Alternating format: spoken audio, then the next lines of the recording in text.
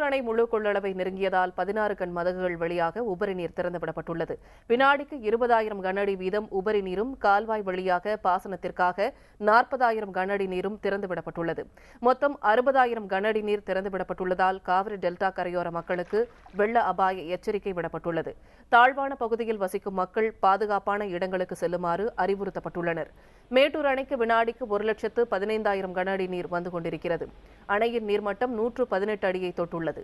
அணையின் கொள்ளளவு 89.84 டிஎம்சியாக உள்ளது. மேட்டூர் அணை முழு கொள்ளளவை நெருங்கியதால் 16 கண் மதகுகள் வழியாக உபரி நீர் திறந்துவிடப்பட்டுள்ளது.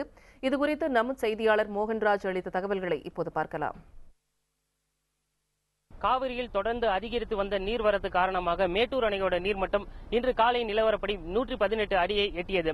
இதனையடுத்து மேட்டூர் அணையின் உபரி நீர் திறப்பு கால்வாயான 16 கண் மதகுகள் வழியாக இன்று காலை முதல் உபரி நீர் வெளியேற்றப்பட்டு வருகிறது. குறிப்பாக மேட்டூர் அணையின் உச்சபட்ச உயரமான 120 அடியை நீர்மட்டம் தொடும்போதே அணையிலிருந்து தண்ணீர் வெளியேற்றப்படும்.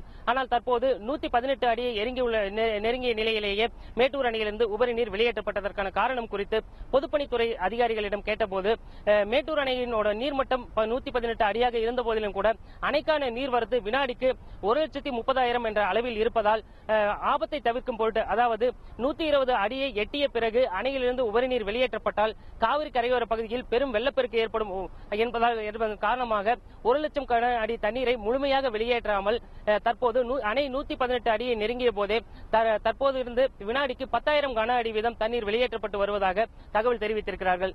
இந்த சூழ்நிலையில் மேட்டூர் அணையிலிருந்து இவ்வாறாக வெளியேற்றப்படும் தண்ணீரானது நேரடியாக கடலில் சென்ற கலப்பதை தவிர்ப்பதற்காக தமிழக அரசு ரூபாய் 50 லட்சம் நிதி ஒதுக்கீடு செய்து அதற்கான ஆய்வுப் பணிகளை தொடங்கி இருக்காங்க.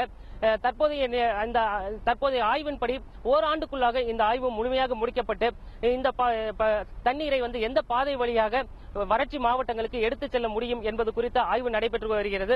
இதற்குறித்த அறிக்கை ஓராண்டுக்கு பிறகு சமர்ப்பிக்கப்பட்ட பிறகு இதற்கான நடவடிக்கைகளை அரசு எடுக்கும் என பொதுப்பணித்துறை அதிகாரிகள் தெரிவித்துள்ளனர்.